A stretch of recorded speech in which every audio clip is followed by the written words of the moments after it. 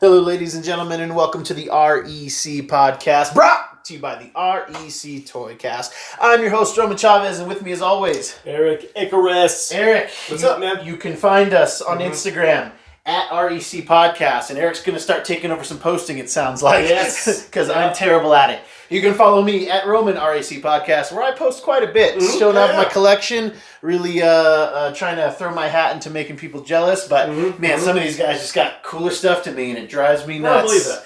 And you can find Eric going through the ballot boxes, trying to see what's what on the Oscar front, all along the Oscar front. That's right. Kids, today we are going to talk about the Oscar nominations that came out this week, and we're just going to be talking about probably like 5 categories, maybe 6. Yeah, just the good ones. The ones you want to hear about. Yes. I want to hear about foreign films. Well, I mean, yeah, I don't. Unless you're foreign, then get out. And, we talked about our, and I don't agree with my co-host there. I welcome all types, unless you're Mexican. Just kidding, I'm Roman Chavez.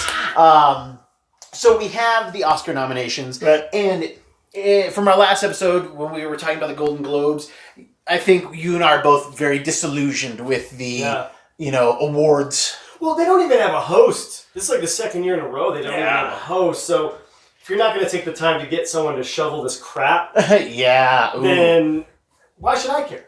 And you might say to yourselves, well, guys, why waste your time talking about it? Because it's fun. It's fun, and I'm interested. I do like saying Oscar nominated and Oscar winning so-and-so. I do. Yes. The weight that it used to carry, I still feel that weight. And I still like it when somebody that I like gets the because it does matter to them. It matters to them. Yeah, absolutely. Absolutely. But, as with many things, we have some thoughts. Yeah, of course. We'll start with some of the big categories.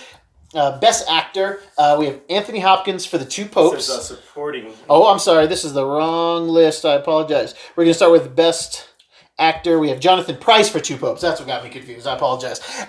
We have Adam Driver for Marriage Story. Antonio Banderas for Pain and Glory. Joaquin Phoenix for The Joker. And Leonardo DiCaprio for Once Upon a Time in Hollywood. Damn, you should really be a presenter. Oh, see, right there. You do that, really, it takes those Hollywood stars a teleprompter to get through that. Hey, man, I did it, Look guys. at you. Yeah, I'm going to go. Look at you. This is my calling. I'm going to find that. I had to call you out. That was perfect. I think between the two of us, the only thing that we really haven't seen is Two Popes and Marriage Story. Enough of Marriage Story. I've been watching it, but it bums me out, and I don't want to watch it. What's it about? It's about a couple. It's Scarlett Johansson and Kylo Ren, Adam Driver, and they are a couple going through divorce. Oh, but there's like. If I wanted to watch that, I'd watch the last year of my life. Oh, Jesus. Oh, kids. But we'll sweep that under the rug, much like Eric's mom. And it looks great. It's excellent. That's what Laura Dern won her Golden Globe for Best Supporting Actress. Done very well. But yeah, Two Popes I did not catch. What are your thoughts? Who do you want to win? Go. You know what? I know. I'm torn. Okay. I love Leo destroyed it. It was amazing in Once Upon a Time in Hollywood, but something about Joaquin Phoenix and Joker, man, it was surprising. Yes. I wasn't surprised that Leo was good in this. I mean, you get Leo with a Tarantino script, come on. Yeah. That's magic. I mean, Calvin Candy, one of my favorite villain, characters that I love to hate. You don't get a racist, slave plantation villain who's charming. Yes. And if you can write him to make me kind of feel bad he got shot. I don't feel bad that he got shot, but I was like, that he's out of the movie. That's it. Yeah, that he's done in the movie. Yeah. It was more of that. Yeah, but I wanted him to get his worse, but that worked too. That worked too. And don't get me wrong, I think he's entitled to it. He'll probably get it. You think? You think he gets it over Joaquin? Huh? I don't think Joaquin's gonna get it, man. Yeah. It's just I don't think they want to give the best actor award to a comic book movie. Yeah. I think there's still stigma there. Yeah. They're just now like, okay, well, we can't ignore it. Let's just at least nod him. Give him a nod. Sure. But if he does win it, come on. I would love it. I would love it. But again, I would rather. I haven't seen Once Upon a Time in Hollywood. Excuse me, but I I love me some Leo. It would be awesome for Adam Driver to get an Oscar for a Netflix movie. Yes. And coming off Star Wars, and the guy's an awesome actor, so it would be nice. But watch, it'll be Jonathan Pryce. Probably. Two Popes. And then for Best Actress, we've got Charlize Theron for Bombshell, Renee Zellweger for Judy, Cynthia Urvio for Harriet, Scarlett Johansson for Marriage Story, and Saoirse Ronan for Little Women. Eric's looking at Saoirse Ronan's name and wondering how I came up with that pronunciation. That is perfect Gaelic Irish. I actually don't know, but that is how you say her name. It is Saoirse. Saoirse. Yeah. She's awesome. She was in that Anna movie, I think. Is that Saoirse Ronan? Mm-hmm. Yeah. But yeah, I did not see Little Women, nor do I particularly care about the film. You read the book? Yeah, because we had to. When you have to read a book, is never as good as when you want to read a book. So when would you want to read a book about Little Women? It's just not my particular case, except for Joe. Joe's cool.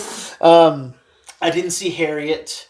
Man, I didn't see Judy either, and I really want to see Judy because I love, and we talked about this in the Lowe's episode, that I do like these, biofics, as we're calling them. Sure. And I wanted to see this one, and I haven't. Heck, I haven't seen any of these, to be honest.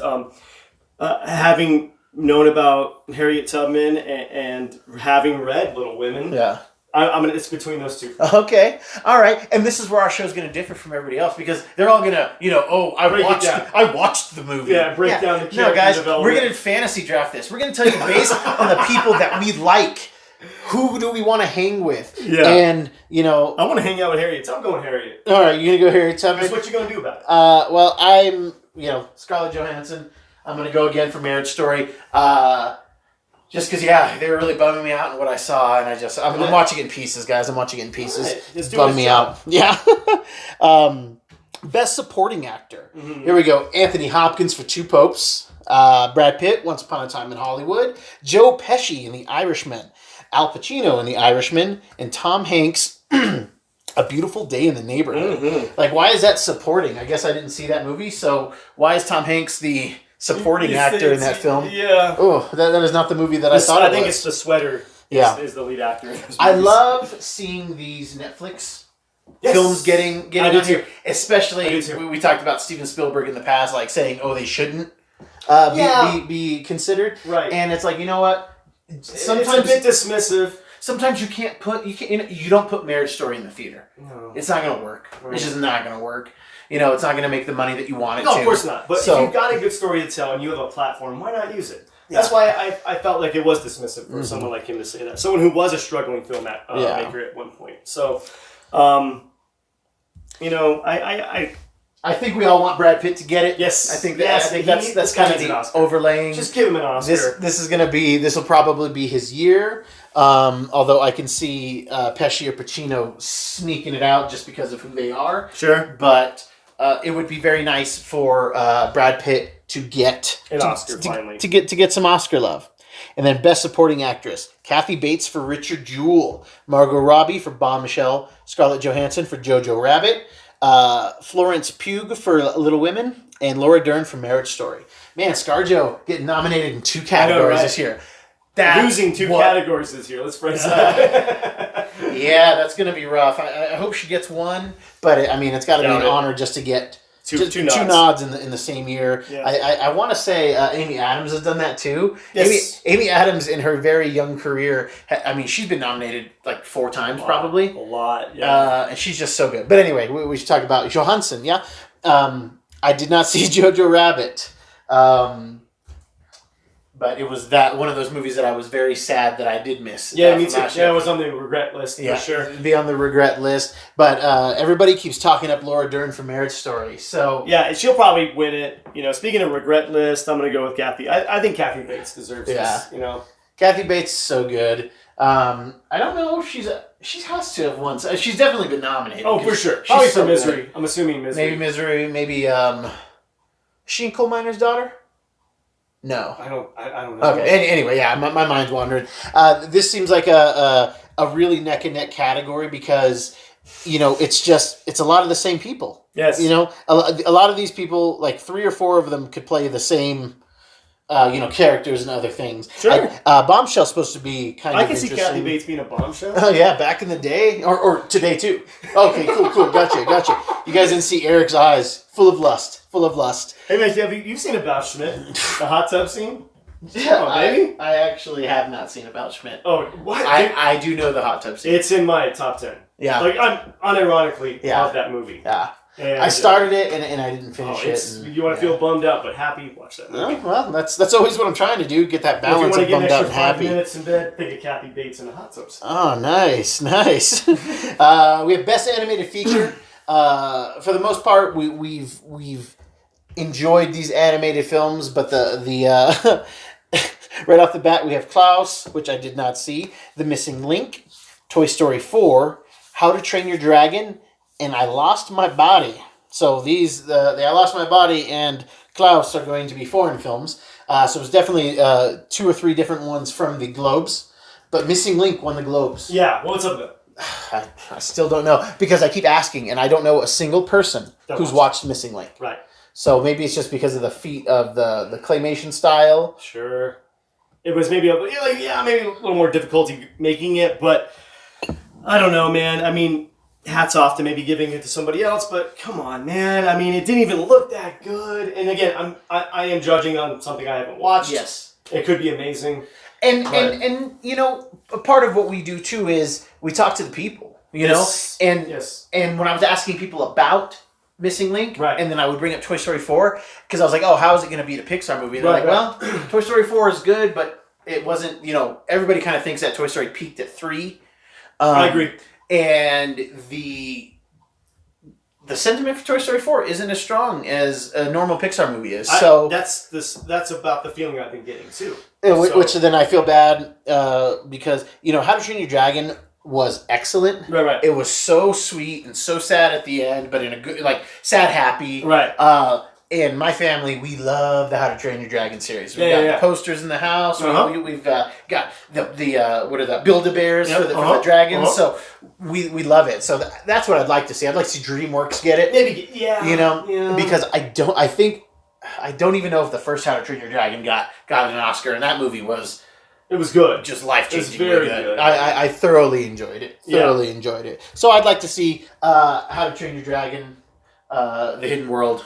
I'm going to go with you on that one too, man. Why not? Sure.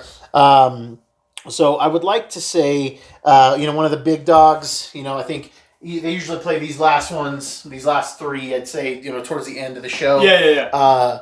And the Best Director. Yes. So we've got Quentin Tarantino for Once Upon a Time in Hollywood, Todd Phillips for The Joker, Bong Joon-ho for Parasite, which is supposed to be really good. Yeah. Martin Scorsese for The Irishman, and Sam Mendes for 1917. Man, tons of Oscar bait movies here, which is obviously evident. I think the only 2 on this list that weren't supposed to be Oscar bait were Once Upon a Time in Hollywood and Joker. Tarantino gets nominated every time. That's why he releases them. But he does not placate. He writes the movies that he wants to write. Yeah. And they're all weird and they're all quirky and they really have no business being nominated. But he always releases the last few films he's released in November, December. You know what? He's playing the game. He is playing the game. Play the game. Yeah. But he's not playing the game to where we need you to change your entire script to do this. Yeah. He writes the movies he wants to write. I'm sorry, Sam Mendes, but I guaranteed you got 1 billion notes on your movie and how to make your movie. Yeah. No one does that to Tarantino. No, not at all. And nobody cared enough about that Joker movie to give Todd Phillips notes. Yeah. Except his friend who told him to make it a Joker movie. Yeah, hey man, why don't we pitch this as a Joker film? I think that the sleeper and the person who's probably going, I think it's going to be Bong Joon-ho for Parasite. That feels like an Academy move. Yeah, I think so too. I'd like to see that, and honestly, you're kind of trashing it, but I'm trashing him. But Sam Mendes, 1917, because of the way that they're trying to shoot it as one long cut. Yeah. That definitely deserves a directorial nod for sure. If they pull it off like that, then yes, give it to him. It's probably going to be one of those 2. And then watch that be Tarantino and me be very happy. And Joker, and you get And I just yeah, it's conflicting for you because on one hand you didn't care for the movie, but on the other hand, it sort of pushes the comic book genre a little bit further into the Oscar bait. Yeah, and Oscar territory. I'm fine with Oscar bait, but it's just I don't know. It just didn't. What's the word? It just didn't. It didn't move me in the way that I wanted it to, Sure. and it seemed to do that for everybody else. You were too emotionally attached to the character. Yes, that's the problem. And I'm a little biased, obviously, to the character. Yeah. Uh-huh. So it's I don't know. I hope I'd be shot fine it, with any. but his thing is like if you're gonna give him an award for that movie, you need to give it to Oh my god! I mean, you did The Irishman. Why am I? Oh yeah, Martin Scorsese. Yeah, that's what I was gonna say. Like we basically have two Scorsese movies in this, and I don't think Scorsese will get it, which would be really funny because I really think he thinks he's going to. Oh yeah, big time. But I think Parasite is the film that takes it. I'm with you. But best original screenplay.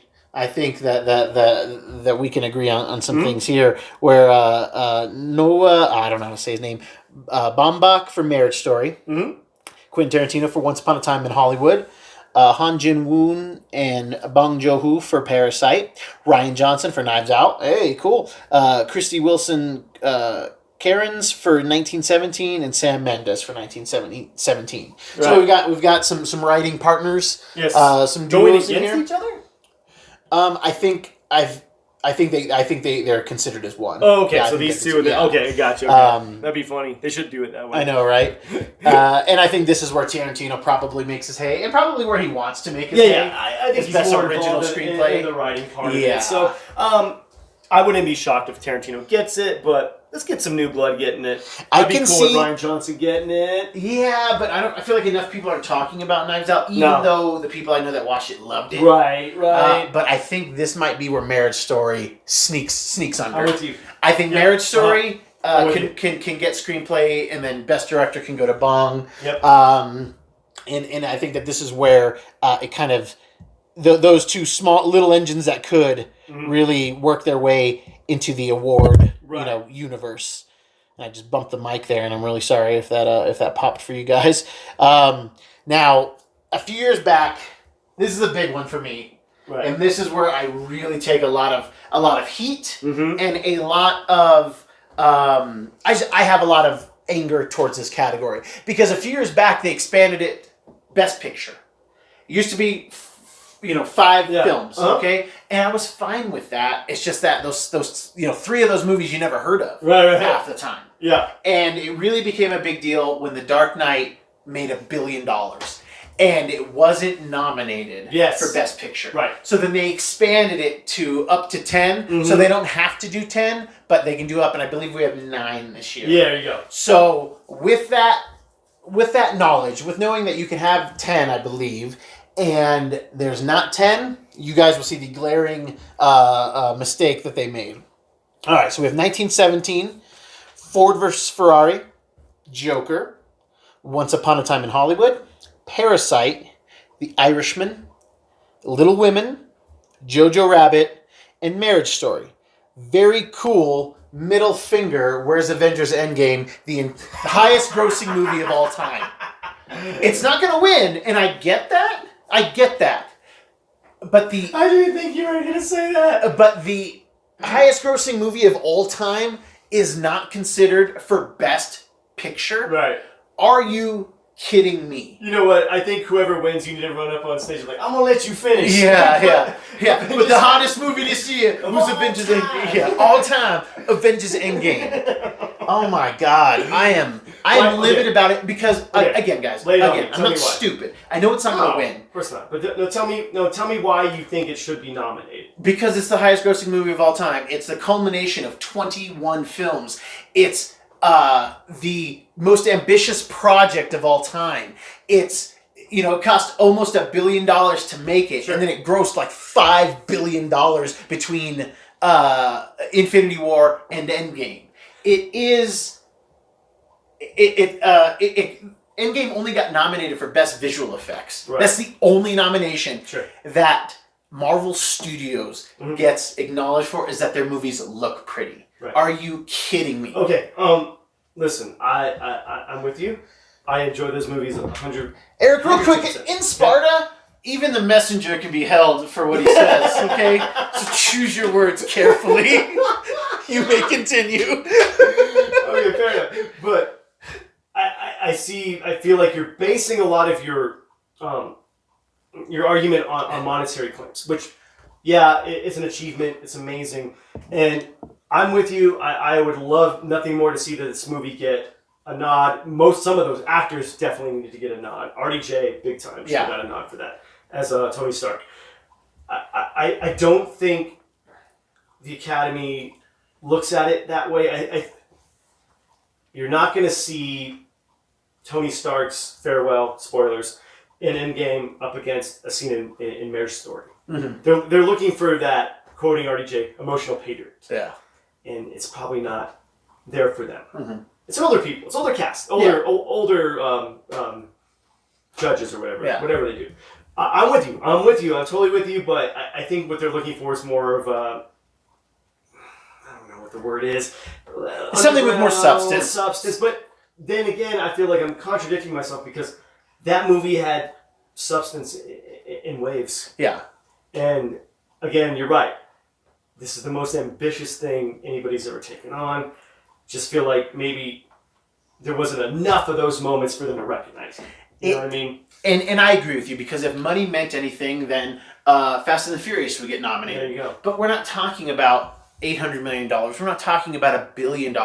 We're talking about the most money a movie has ever made. Sure. So when you give me a title that says Best Picture, that means the best movie of the year. What Based other on the criteria? I get what you're saying. What other, by what unit of measurement do you need to say what is best? So if you're the only person that watched The Irishman, and then you watched Endgame, right? That would be wildly disproportionate. Sure. So literally, almost everybody watched Endgame, and then at least a third of them watched it twice in the theater. Yeah. You know what I mean? There's something there. Yes. So, and again, I'm not saying it deserves to win, but it definitely deserves to. There's a nod there as far as the scope. I will give you that, and storytelling.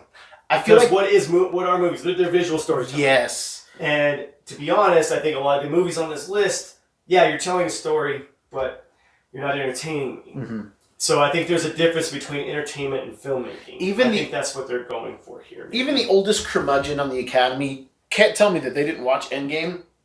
Okay, I didn't care for the story. Oh, I didn't laugh. Okay. But, I mean, it looked amazing, which is why it's getting best visual effects. Right. That's I just literally figured out why they chose that. This story's contrived and garbage. Oh, I don't care about these characters. But, man, there might be, a 9-foot purple guy. So. Well, see, I have to disagree with that because I'm looking at some of the movies on this. Okay, granted, I have not seen all of these movies, but you're telling me the scene with Thanos and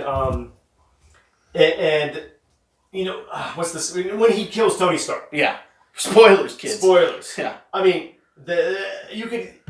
that scene is packed more emotional punch than any of these movies, I would say. Maybe 1917 would hit it a little bit more. But, yeah. Because there's real people dying in that war. Sure. Yeah, it's based off of some true events. Remember that big Infinity War? yeah.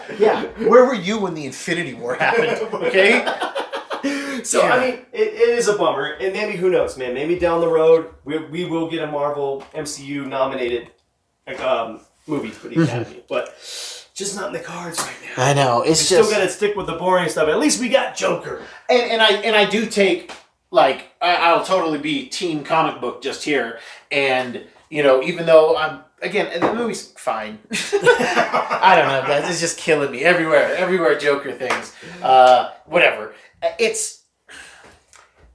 There's a ton of great movies. And I do I read a lot of stuff about film. So even though I don't, I haven't watched all of these, which I'm going to watch a chunk of these for our 52 thing, 52 movie thing. Yeah, we got to get on that, by the way. I think I would like to see Once Upon a Time in Hollywood, because I feel like that's spoken about the most. And I think 1917 is going to peak around that time, so that's too bad. But obviously the vote should be in, pretty soon. Yeah. But I can see it would be nice for Jojo Rabbit just because it's so satirically ridiculous to get the film. Yeah. But I just think that there's no way that it's going to happen. No. It's going to be 1917 or Marriage Story. You think? Mm-hmm. Okay. Well, I'm going to go Once Upon a Time in Hollywood or Joker. Oh, that's what I'll do. That's what I'll do. There we go. If it does. Oof. Hey, and I'm happy because you know what? At the end of the day, we're comic book fans. We are. And what's good for one, what's good for one is good for the rest. And I do say vote with your money. But obviously people did here. I think it hit $1 billion. If it didn't, it's like right under it. Like it's close. It definitely made more for an R-rated piece on psychological damage. Yeah, I will give it that. So it definitely has some chops to to swing around. We got to really thank Martin Scorsese for that. Yeah. Martin Scorsese, you wouldn't have influenced an entire generation with your film, and still in the game, still swinging. You're swinging against one of your somebody who clearly looked up to you and stole the way you make movies, and that's fine. That's fine. That's whatever. I remember thinking like, wow, I don't know how I would take that. Maybe younger me would be mad. Nowadays, I'm like, man, if I'm still relevant, that you're stealing from me. Yeah. Cool. And that people would notice it. Yeah, notice it. Yeah. Cool. And I mean, and let's be real, it was a good impression. It was. It was a very good impression of Martin Scorsese. It was an original story with the same lens. Yeah. And that's fine, dude. And I'm totally effing cool with that. Yeah. All right. And those are the categories that we really focus on. I think that's the beef of it for most people. That's all we really care about. Yeah, and there's a lot of cool stuff in there. I love Best Animated Short and all that. But I love seeing those when they kind of compile them. Yeah. And I love just watching them back to back. So, well, kids, that's going to be our show for today. Thank you so much for listening. If you like what we're doing, please hit the subscribe button. Leave us a comment. Give us a like.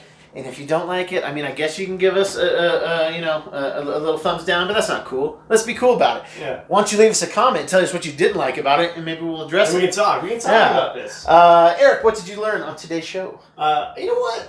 I learned that we need to maybe push our MCU films if they are worthy. Mm-hmm. We need to push them more into the Academy.